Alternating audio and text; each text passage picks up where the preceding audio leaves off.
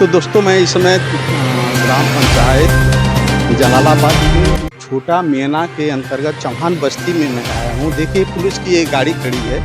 क्यों खड़ी है मैं आपको बताने की कोशिश करूँगा, आपको दिखाने की कोशिश करूँगा। एक बहुत ही समझ लीजिए कि हृदय विदारक घटना घटी है और सस्पेंसिव घटना है। ये भी नहीं कि कोई इस टाइप की घटना है जो ओपन हो, ये ओपन नहीं है। आप देखिए चारों तरफ मैं उस घर के पास लेकर जाऊँगा आप लोग को, उस घर को दिखाऊँगा कि जहाँ पे ये घटना घटी। एक बहुत ही आप कह सकते हैं कि एक अपने तरीके का अजीब घटना है, जो घटना घटी है। देख लीजिए ये दोनों तरफ से लोग बैठे हैं। ये एसओ साहब भी हमारे यहाँ पे हैं और यहाँ लोग बैठे भी हैं। तो आप लोग को बताना चाहता हूँ, देखिए वही घर है जहाँ की घटना है, वही घर ये है जो मैं दिखाना चाहता हूँ, जो मैं बताना चाहता हूँ आप लोग की क्या घटना घटी है, कैसी घटना घटी है। उसके विषय में मैं आपको धीरे-धीरे आगे कड़ी में आप बताता रहूँगा, आप लाइन पे बने रहिए। मैं बता दूँ कि ये घर आप देख रहे हैं चौहान भवन नाम से है, 2 तल्ला मकान है।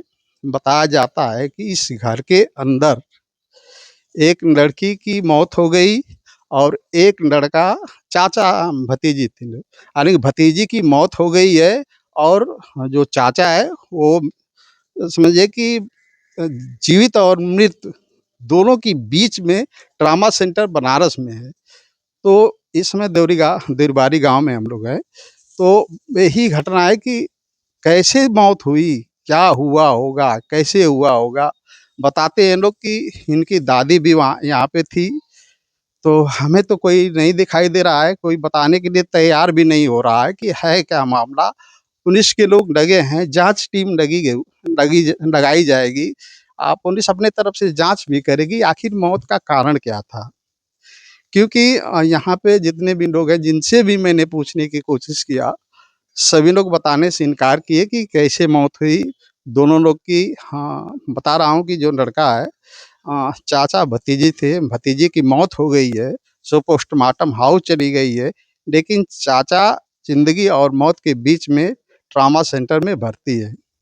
बताया जाता है कि इस घर के किसी जो लड़की है कि लड़का है, मैं फिर से बता दूँ आप लोग को कि कोई सही तरीके से बताने के लिए तैयार नहीं हो रहा है कि क्या है, कैसे है।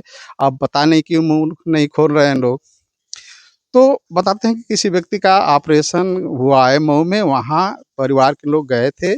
इस घर में सिर्फ़ चाची, चाचा और वो भतीजी सी थी और एक कोई बूढ़ी दादी थी, जिसमें भतीजी की मौत हो गई है और जो चाचा है, वो ज़िंदगी और मौत के बीच में इस समय ट्रॉमा सेंटर बनारस में है, भर्ती है। देखना है क्या होता है, कैसे होता है। तो आप लोग न्यूज़ में बने रहिएगा। आप को मैं एक-एक पल की खबर जैसे-जैसे अपडेट मिलता जाएगा, वैसे-वैसे अपडेट आप लोग के बीच में रखने की कोशिश करूँगा मैं।